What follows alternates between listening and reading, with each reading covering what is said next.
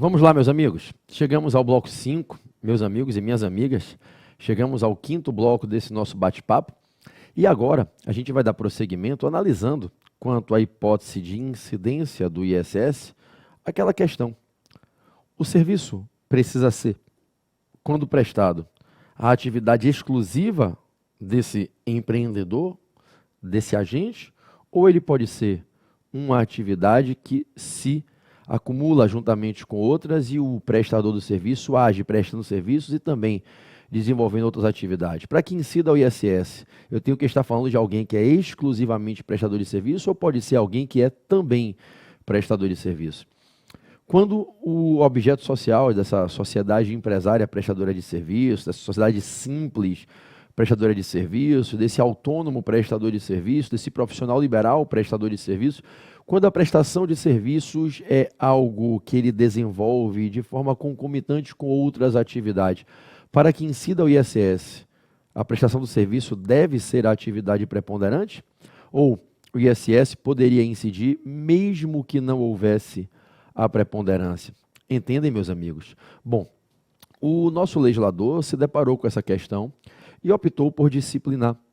E foi bem aplaudido pela doutrina porque consagrou a regra que era a regra clamada pela grande maioria dos estudiosos do direito tributário. O artigo 1º da Lei Complementar 116, ele registra que o ISS incide sobre as prestações de serviços que se enquadrem na lista anexa, independentemente de a prestação de serviço tributável ser ou não a atividade preponderante desse prestador. Então, a gente tem uma série de situações na vida real em que os prestadores de serviços, eles recebem a incidência do ISS mesmo quando estão prestando serviço e desenvolvendo concomitantemente outros tipos de atividade. E indo além, às vezes, certa pessoa presta diferentes tipos de serviços. E ela vai receber a incidência do ISS sobre todos esses serviços que ela presta, se todos eles, evidentemente, se enquadrarem na lista da Lei Complementar 116, mesmo que um desses serviços não tenha a preponderância dentro da sua atividade ali habitual. Então, o que eu quero te colocar é que é literalmente irrelevante se a atividade de prestação do serviço tributável é atividade prestada, exercida exclusivamente, se ela é exercida com outras atividades que não se enquadram como prestações de serviço, e se sim, se ela prepondera ou não, e se ela, a prestação de serviço tributável, é prestada juntamente com outros serviços e ela não é a preponderante. Isso é irrelevante, o ISS vai incidir independente de qualquer caráter de preponderância da prestação de serviços sobre outras atividades e da prestação de determinados serviços em relação a outros serviços que também se prestem. Então, deixa eu te dar um exemplo. A gente falava há pouco sobre aquele empreendedor que loca coisas, que loca bens, correto? Um locador. Uma companhia locadora de coisas móveis, de veículos, de equipamentos, utensílios, etc. Imagine que determinada sociedade empresária foi instituída por 2 ou mais sócios e o objeto social estabelece que ela será locadora de bens e será também prestadora de serviços de montagens, de consultoria, quanto ao uso dos bens. E ela, então, essa locadora, ela não é apenas uma locadora. Ela desenvolve atividade de locação e desenvolve também prestações de serviços. Sobre a atividade de locação, já aprendemos que não incide o ISS. Mas sobre os serviços que ela presta, montando e desmontando equipamentos, fazendo deslocamento e transporte de equipamentos, utensílios e peças locadas, dando consultoria sobre como usar os equipamentos, enfim, sobre os serviços prestados e o faturamento oferido em decorrência da prestação do serviço, sobre os preços recebidos com as prestações de serviços, o ISS incide. Mas, professor, mas ela não é apenas uma prestadora de serviço, ela também é uma locadora. E aí é o que eu tenho que entender. Eu tenho que analisar o movimento contábil dessa sociedade empresária, dessa empresa, e perceber que sobre os faturamentos oriundos da atividade locatícia não incide ISS, ao passo que sobre os faturamentos gerados com a prestação dos serviços incide o imposto em apreço. Então, se eu tiver uma sociedade empresária que é ao mesmo tempo locadora de bens e prestadora de serviços, o ISS vai incidir sobre o faturamento oriundo das prestações de serviços desses contratos, mas não incidirá sobre a receita oferida com a atividade locatícia, perceberam? Então eu tenho que ter uma adequação no caixa, no movimento contábil dessa empresa muito bem feita para conhecer a origem de cada R$ 1 que está entrando naquele caixa, naquele movimento financeiro daquela sociedade empresária, porque a receita gerada com locação não será alvejada com a alíquota do ISS e com o dever de expedir guia recolhendo o ISS para o município, ao passo que a receita oriunda das prestações de serviço será atingida pelo imposto munícipe. E você vai dizer, mas professor, se 90% da receita dela vier de locação e somente 10% vier de prestação de serviço, o que prepondera nessa empresa é a locação. Essa empresa é muito mais locadora do que prestadora. Não tem problema. Sobre esses 10% da receita dela, 10% gerados com prestações de serviço, incidirá o ISS. Entenda, para que o ISS incida, as prestações de serviço não precisam ser preponderantes. Essa sociedade empresária, no meu exemplo aqui, que vai pagar o ISS, ela vai pagar porque ela é prestadora. Ela não tem que ser essencialmente prestadora. Ela é também prestadora. E muita gente chegou a discutir no Brasil, gente, principalmente no final do século passado, na última década, antes da Lei Complementar 116 ser redigida, que não se deveria admitir a incidência do ISS quando pessoas que têm outra atividade preponderante eventualmente prestassem o serviço, porque elas não se caracterizariam como prestadoras habituais de serviço. Essa habitualidade é irrelevante. A prestação de serviço pode ser algo eventual, esporádico, que contribui com a pequena gama da receita gerada no movimento arrecadatório dessa pessoa, desse agente. É irrelevante. E aí, nesse meu exemplo, em que 90% da receita é gerado, 90% é gerado com atividade locatícia e 10% com atividade de prestação de serviço de montagem, desmontagem, transporte, consultoria, vai incidir o ISS sobre essa receita, que equivale a 10% da receita total. Se você me perguntar, olhando para esse agente econômico, para essa sociedade empresária, a atividade principal dela é a prestação de serviço? Não, ela é uma locadora. Agora, no momento em que ela é uma locadora e continuará sendo definida como uma locadora, mas que eventualmente presta serviços que representam uma fração pequenina de arrecadação, ela atrai a incidência do ISS, mesmo que a prestação de serviços não seja preponderante dentro da sua realidade habitual de atividade, de atuação. Tudo bem? Então, essa é a regrinha que a gente encontra expressamente prevista no artigo 1º da Lei Complementar 116. Afastou-se qualquer possibilidade de se discutir a exclusão da incidência do ISS quando a prestação de serviço não fosse atividade preponderante desse prestador. No mesmo linear, para encerrar, quando a gente tem um prestador que presta 4, 5, 6 diferentes tipos de serviços, tá? Serviços que se enquadram em diferentes nichos de atividade laboral, diferentes itens da lista anexa à Lei Complementar 116, é óbvio que o ISS vai incidir sobre todo o faturamento gerado com esses serviços prestados. Todos os serviços, caso se enquadrem nos mercados, nos nichos da lista, todos serão tributados, inclusive aqueles que não têm o caráter de preponderância. Não, professor, mas espera aí, é uma sociedade prestadora de serviços educacionais. Ela esporadicamente ali faz prestação de serviços de programação digital, né? E gera uma receita que não prepondera, 3% do movimento. Ela vai pagar, ela prestou o serviço previsto na lista. Tá claro? Então é irrelevante o aspecto de preponderância para determinar ou não a incidência do ISS. O ISS incide se o serviço for prestado e estiver na lista e ponto final. Beleza? Claro, eu estou aqui me resumindo a falar estiver na lista, mas você já sabe, estiver também autorizado na lei do município e a situação não estiver sendo atingida por uma regra excludente de incidência, uma regra qualificadora de não incidência. Perfeito? Perfeito. Vamos caminhar. Colocada essa questão, eu queria agora analisar com vocês o outro aspecto, que foi o primeiro vértice daqueles 4 do losango que eu abri aqui com vocês nos primeiros blocos do encontro de hoje, nas primeiras partes aqui dessa nossa aula. O que é estar na lista? Eu prometi que eu voltaria a esse tema, e agora chegou o momento, né? Já com quase aí 3 horas de aula, chegou o momento de voltar a esse assunto. Como é que eu posso dizer que o serviço está na lista?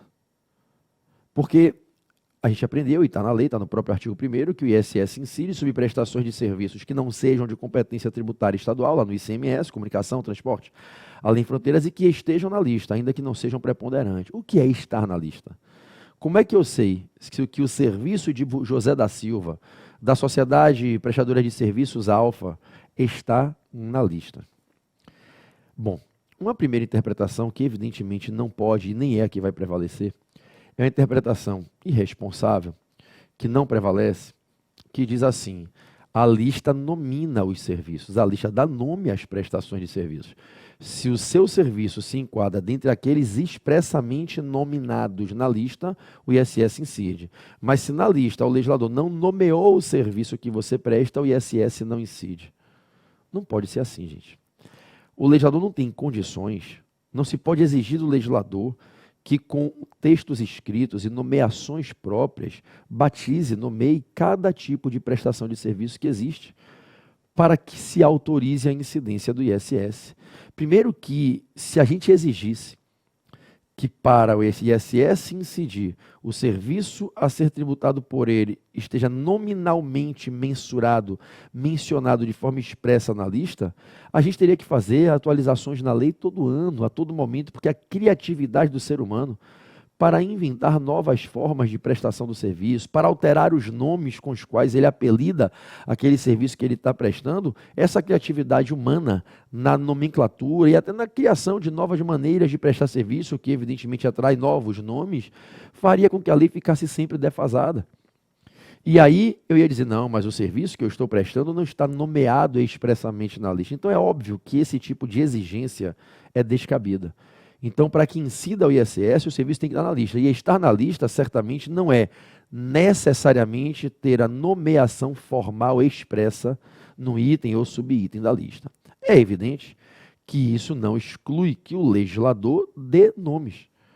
Que o legislador coloque lá, serviço de franquia, serviço de atendimento médico hospitalar, serviço de instauração de implantação de piercings, né? Implementar um piercing, inserir um piercing no corpo de alguém. Claro que o legislador, serviços advocatícios, serviço de cessão de mão de obra temporária, é claro, serviço de produção de shows, eventos, é claro que o legislador, diante de alguns serviços que são os mais usualmente praticados, ele nomeia, até para não deixar nenhum tipo de margem de dúvida, mas ele não vai conseguir nomear todos. Então, estar na lista para poder ser tributado não significa ter uma nomeação expressa, textualmente feita no corpo dessa lista. Porque se assim fosse, como dito, a lista estaria permanentemente desatualizada. Exigir-se-ia uma atividade a todo momento do legislador de atualizar a lista, e isso seria um trabalho de enxugar gelo, porque 6 meses, 1 ano, 2 anos depois já teria novos nomes sendo utilizados na linguagem, na praxis e até mesmo outras formas de prestações de serviço. O grande exemplo que eu uso é o dos serviços bancários. A evolução dos costumes no relacionamento entre o bancário e o seu cliente, entre o banco, o banqueiro e o seu cliente, né, nos serviços que são prestados, é um negócio mutante a todo momento. Né? Se a gente fizer uma reflexão de como a gente usufruía dos serviços bancários há 20 anos atrás e como a gente usufrui hoje, a influência do mundo digital, os serviços vão se transformando. A maneira de prestá-los é diferente, aí você termina mudando o nome, você faz um novo batismo. E não é só mudança de nome, é porque você mudou o perfil, você mudou a essência, você mudou a estrutura. O serviço camaleonicamente vai se adaptando a nova estrutura e nova forma de ser prestado. Então eu teria a todo momento o item 15, que é o item que se reporta aos serviços bancários, do mercado financeiro, eu teria esse item a todo momento desatualizado. E qual seria a consequência de se aceitar essa bizarra tese de que só poderia incidir o ISS se o serviço estivesse expressamente nomeado na lista? Eu teria situações em que pessoas que agem no mercado comum, que concorrem no mesmo nicho de atividade, algumas estariam sendo tributadas, porque o serviço que elas prestam tem um nome que é previsto na lista, e outras pessoas que competem no mesmo mercado, disputam o capital do mesmo cliente, atuam no mesmo segmento, não seriam tributadas porque o serviço que prestam tem um outro nome que não está nominalmente citado de forma expressa na lista. Seria um devaneio. Eu geraria uma puta de uma insegurança na sociedade, uma puta de uma falha no sistema distributivo da carga tributária, e eu prejudicaria uma série de outros vetores de ordem jurídica que não podem ser machucados, como um equilíbrio de concorrência, uma lealdade de competitividade, uma isonomia de mercado, tributando alguns, não tributando outros, pelo simples critério de a lei ter ou não ter feito menção expressa ao nome do serviço. Perceberam? Então, o que é estar na lista? Bom, vamos lá. A gente costuma dizer, e esse é o entendimento que hoje prevalece, é o que está consagrado na jurisprudência do Superior Tribunal de Justiça, a gente costuma dizer que o legislador, ele escolheu segmentos, nichos mercadológicos, nichos laborais, segmentos, nichos, nos quais pessoas atuam prestando vários tipos de serviços. Aqueles que já são consagrados e aqueles outros que com a criatividade e as oportunidades se inventam. né? Em cada nicho de mercado, o mercado de transportes é um mercado que se auto-reinventa a todo momento. Quando você menos espera, surge uma nova maneira de fazer transporte de pessoas, de coisas. Aí você fala, caramba, como é que nunca ninguém pensou nisso? Então, o que o legislador fez foi selecionar nichos.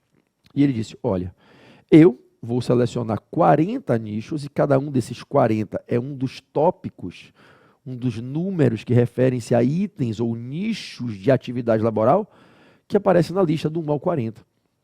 E aí eu não tenho que chegar em cada item desse de 1 a 40 e ficar dando os nomes que se usam para identificar as maneiras de se prestar serviço dentro desse nicho, dentro desse mercado. Eu tenho que dizer, esse é o nicho, esse é o mercado. E quando alguém presta um serviço, a pergunta que eu faço é, esse serviço prestado se enquadra em algum desses 40 nichos? Esse serviço que você, que José, que Maria, que a sociedade prestadora Alfa, esse serviço que você está prestando, ele é enquadrável em um desses 40 ambientes laborais em que pessoas laboram prestando um serviço para um consumidor, um adquirente, um tomador que paga o preço para remunerá-lo? Porque se o serviço for compatível com um nicho, o ISS deve incidir. O ISS não incidirá se esse serviço que se está prestando revelar características tão inovadoras, tão particulares, que a gente olhe para os 40 mercados da lista, os 40 itens, para os 40 tópicos e diga, rapaz, me parece que não dá para enquadrar em nenhum dos 40 ambientes de mercado. Isso aqui não é um serviço enquadrável em qualquer desses 40 itens, não é um serviço de agenciamento para eu botar no item 10, não é um serviço de turismo, hotelaria para eu botar no item 9, eu não consigo botar nos itens de veterinária, clínicas, médico, atendimento hospitalar, medicina, saúde, estética, educação, não consigo. Aí eu paro e digo, bicho, desenvolveram uma nova forma de elaborar, prestando esse serviço em troca de remuneração, que na verdade o que fizeram foi criar um novo nicho de mercado. Surgiu um novo nicho de atividade, que não se consegue enquadrar em qualquer dos 40, perceberam? Aí eu posso dizer que não incide o ISS por se tratar de prestação de serviço não previsto na lista. Na verdade, o não previsto na lista é o gênero, é o mercado, é o ambiente mercadológico, é o nicho de atividade, entenderam? E não a atividade em si mesma. Bom, quanto aos nichos ou ambientes mercadológicos, ambientes laborais, eles são em rol taxativo. O Superior Tribunal de Justiça, e eu até me atreveria a dizer o próprio Supremo Tribunal Federal, eles alinham o pensamento quando julgam questões atinentes ao ISS, e o STJ tem um rol muito mais amplo de julgados e precedentes, né? Recursos especiais chegando ao STJ, diante de decisões ali proferidas nos TJs, julgando questões de impugnações de lançamentos de ISS feitas por contribuintes em face de municípios na Justiça Estadual. A gente tem, né, uma jurisprudência hoje consolidada no sentido de que o rol dos nichos é taxativo. Então, quando eu olho os itens de 1 a 40, o que eu estou ali são 40 ambientes, 40 mercados. Se o serviço que alguém estiver prestando não puder ser adaptado, enquadrado, ainda que com um pouco mais ou um pouco menos de boa vontade, em um desses 40, ele é não alcançável pela incidência do ISS, porque ele não está na lista. O rol é taxativo. Então, o rol é taxativo, a interpretação é estrita, não permitindo-se interpretação extensiva quanto aos nichos. Ou seja, quanto aos itens 1, 2, 3, 4, etc, etc, etc, 38, 39, 40. Então, do 1 ao 40, rol taxativo. Agora, o que é que a gente interpreta exemplificativamente, permitindo a interpretação extensiva? As subespécies, as modalidades de prestações de serviços dentro de cada nicho, que são os subitens da lista. São os subitens. Então, por exemplo, eu pego o gigantesco item 15, mercado financeiro, mercado bancário, e vou observar que existem vários subitens. Aqueles subitens nada mais são do que referências nominais que o legislador vai fazendo para alguns tipos de serviços. Esses serviços que são nominados nos subitens, esses sim, podem ser interpretados extensivamente. A interpretação que eu tenho que extrair lendo a descrição de subitens é que ali se está exemplificando sugestivamente algumas maneiras de se prestar serviço dentro daquele ambiente. É por isso que a gente termina entendendo a jurisprudência que se consolida no sentido de que os ambientes, os nichos, os gêneros mercadológicos se interpretam taxativamente. As espécies de serviços citadas pelo legislador para exemplificar situações em que se prestam serviços dentro desses taxativos mercados, essas espécies indicadas se interpretam extensivamente, exemplificativamente, sugestivamente. Então eu vou dizer, olha, não importa quantos subitens tem abaixo de cada item, nem precisaria ter os subitens. Não seria necessário. Toda e qualquer prestação de serviço que se enquadra dentro daquele item é tributável com o ISS. Perceberam? Por isso que a gente costuma dizer que no gênero a interpretação é taxativa, é restrita. Já na espécie, a interpretação é mais benevolente, ela é exemplificativa, a lei atua exemplificando, sugerindo e não taxando, restringindo somente esse. É, por exemplo, esses. Tá claro? O que significa falar na vertical e na horizontal? É uma linguagem própria dos tributaristas, especialmente os mais íntimos ao mundo do ISS. A gente pega essa lista e de 1 a 40 a gente bota na vertical, como 1, 2, 3, 4. Então, falar da interpretação dos gêneros, dos itens, a cabeça de cada item, como se fosse um caput, né? É uma interpretação na vertical. 1, abaixo, 2, abaixo, 3. Na vertical é taxativo. Não dá para botar o item 41, a não ser por lei complementar. Por interpretação extensiva, não. O que é horizontal? É quando dentro de cada item, item 7, eu vou 701, 702, 703, 7.20, eu vou na horizontal fazendo as exemplificações. Eu não estou pulando para o nicho de baixo, eu estou abrindo o nicho para exemplificar situações em que serviços são prestados dentro do nicho. Na horizontal, que seriam os subitens, a interpretação é exemplificativa, é expansiva, é sugestiva a linguagem do legislador, cabe interpretação extensiva. Então é por isso que a gente diz que na vertical a interpretação é estrita, na horizontal ela é extensiva, cabe interpretação extensiva na horizontal. Eu aprendi certa feita com o saudoso professor, e saudoso porque realmente deixa saudade, ele nos deixou no ano de 2018, para mim foi o maior tributarista vivo desse continente no século passado e nesse começo de século, e eu tive o privilégio de ser orientando dele, ele foi meu orientador no meu primeiro mestrado, o professor Ricardo Lobo Torres, imortal entre nós estudiosos, uma referência, um ícone. E o professor Ricardo, ele dizia assim, encare cada item da lista de 1 a 40, encare cada nicho como um gênero. Gênero, serviços de saúde, gênero. Tudo aquilo que você estiver observando como atividade de prestação de serviço por uma pessoa física ou jurídica, se indague. As características desse serviço que você está analisando são próximas, são compatíveis com esse gênero? Você com boa vontade conseguiria enquadrar? Então, se ele é compatível com esse gênero, se ele é um congênere, compatível com o gênero, adaptável ao gênero, se ele é um congênere, ele tem que ser tributado. Porque não se pode exigir do legislador que exemplifique um a um todos os congêneres. Então o professor Ricardo dizia, a gente interpreta os gêneros taxativamente e os congêneres exemplificativamente. E aí tudo que for prestação de serviço que se enquadre nos gêneros deve ser tributado. Aí você vai dizer, professor, mas a lista cita alguns serviços e não cita outros. Pois é, mas é isso que a gente está dizendo. Eu, em particular, acho que não tinha que citar nada.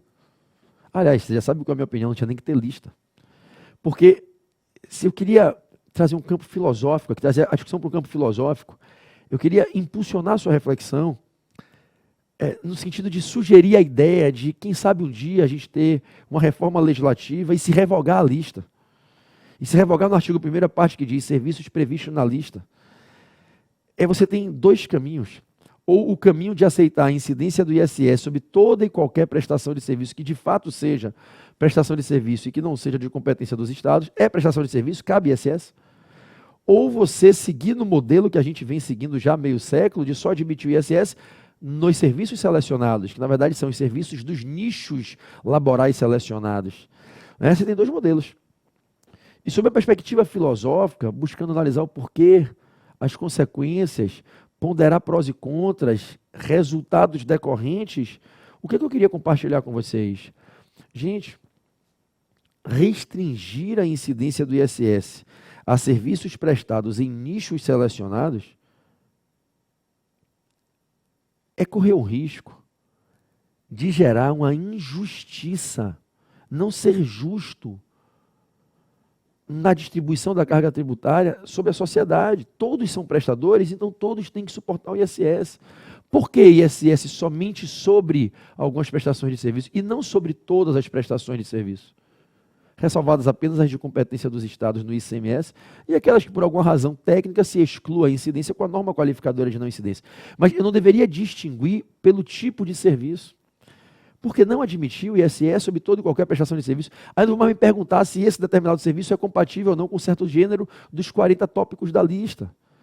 Eu não vou me perguntar mais se esse gênero está na lista ou não. É serviço ISS, porra. Ah, professor, mas aí você quer tratar todo mundo por igualdade. Não, não quero tratar todo mundo por igualdade. Eu só quero colocar para você que se a ideia do Constituinte é tributar pessoas que recebem dinheiro prestando serviço, que todos os que assim agem sejam tributados, ou sejam atingidos com a incidência do imposto. Ah, professor, olha, vamos para um debate, vamos para um diálogo, vamos impulsionar reflexões, tá? Vamos refletir. Ah, professor, mas toda ideia que é generalizadora é burra. Calma, nem sempre, em regra muitas são mesmo, tá? Para a gente não ter nenhum radicalismo aqui, mas calma, olha o que eu quero colocar. Talvez você diga assim, ah, professor, mas tem serviços que são serviços que, quando se prestam, eles revelam menor capacidade para contribuir. Eles são serviços que basta a gente entender um pouquinho daquele mercado específico, daquele nicho laboral setorial a ser avaliado, que a gente percebe que a margem de ganho é muito pequena. Tem serviços que são mais esporádicos. A outro passo, tem serviços que têm grandes margens de lucro, que o prestador consegue, com menores esforços, fazer maiores resultados. Então, por que não realmente admitir uma seleção dos nichos para que o ISS incida naqueles nichos em que serviços se prestam por mais pessoas, serviços se prestam com mais intensidade e com maior margem de ganho e de lucro, de resultados positivos, excluindo da incidência do ISS aqueles campos em que os serviços se prestam com menor assiduidade, por menos gente e com menor margem de ganho. Então a gente poderia sim fazer uma lista selecionando nichos, porque isso poderia ser inteligente. Não. Eu respeito se você pensar assim, porque já ouvi de alguns colegas isso. Discordo. Se eu quero fazer uma seleção, eu não preciso dizer incide sobre essas prestações e não sobre essas. Se eu quero fazer uma dosagem na distribuição da carga tributária, eu não preciso excluir do campo de incidência. Eu vou autorizar que o ISS incida em qualquer prestação de serviço. E eu posso fazer uma seleção da distribuição da carga tributária, selecionar para quem eu distribuo mais intensamente a carga tributária, para quem eu distribuo menos, com a fixação das alíquotas, com alíquotas diferenciadas.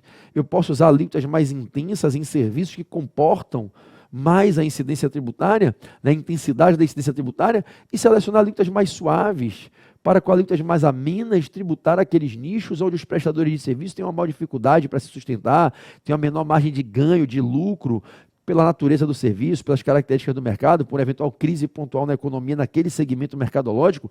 Então, eu não preciso fazer uma seleção de quais são os nichos que permitem a incidência do ISS, quando pessoas ali prestarem serviço, e quais são os nichos que não atrairiam a incidência do ISS. Eu posso admitir o ISS incidindo sobre todo e qualquer nicho de atividade laboral, sobre todo e qualquer tipo de prestação de serviço, independente do nicho laboral, e caso eu entenda que eu preciso ajustar com desigualdades nas tributações a justiça distributiva da carga tributária, fazer um tratamento isonômico, aí eu tenho outros mecanismos, como seleção de alíquotas, como concessões de isenções em um ou outro nicho, se necessário for pontualmente, em certa circunstância, em certo momento. Perceberam? Mas eu não precisaria fazer uma lista para definir em quais nichos eu vou ter a incidência do ISS. Eu vou voltar a dizer o que eu disse no início do nosso bate-papo.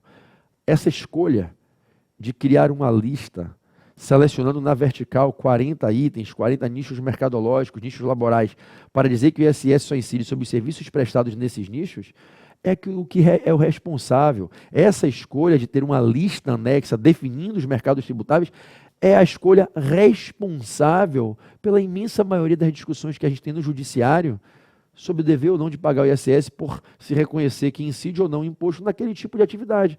Porque eu crio a possibilidade do advogado, do contribuinte. Eu sou advogado, vocês, a maioria aí também, temos colegas servidores aqui também assistindo às aulas, mas nós temos muitos, a maioria do público é de advogados, é de jovens advogados, inclusive, muita gente aqui, né? Qualquer um de nós sabe o poder que tem fazendo teses e interpretações. Tem gente que chega a beirar a loucura nos seus malabarismos interpretativos, nas suas criações e ilações hermenêuticas surreais. né, transcendentais, e aí você dá ao advogado a chance de dizer, não, por esse motivo, com base nesse parecer, sob essa perspectiva, com base nesse viés interpretativo, a atividade do meu cliente não se enquadra em nenhum dos itens da lista. Eu criei a chance para o cara de dizer que o ISS não incide, o cliente dele não tem que pagar. Eu criei para o cara, pelo simples fato de eu dizer que o ISS só incide sobre serviços da lista, ao invés de dizer que o ISS incide sobre qualquer serviço, eu criei para o cara a chance de impugnar, eu criei a chance do debate, eu criei a chance da discussão a respeito do dever de não existir o dever de pagar o imposto. Eu prejudico o fisco, eu prejudico o erário, eu prejudico a arrecadação, eu prejudico a incidência tributária quando eu faço uma merda do critério desse de seleção de restringibilidade quanto aos serviços que podem ser atingidos. Então, se hoje tivesse o poder sozinho de escrever uma emenda constitucional, se eu tivesse esse poder na reforma tributária, eu ia chegar no artigo 156 da Constituição, né, lá no parágrafo 3º, que é o do ISS, e de repente eu botaria na cabeça do parágrafo uma norma nova, ou criaria um parágrafo 4º para dizer o imposto sobre serviços, a que se refere ao artigo 156, inciso 3, ele incide sobre toda e qualquer prestação de serviço, independente do nicho laboral em que ela é desenvolvida, independente de ter ou não caráter de preponderância, independente de quem seja o destinatário, o que só ficará afastado nas hipóteses abaixo listadas. Aí abriria incisos. Quando houver regra expressa qualificadora de não incidência, prevista nessa própria Constituição ou em leis com tal prerrogativa.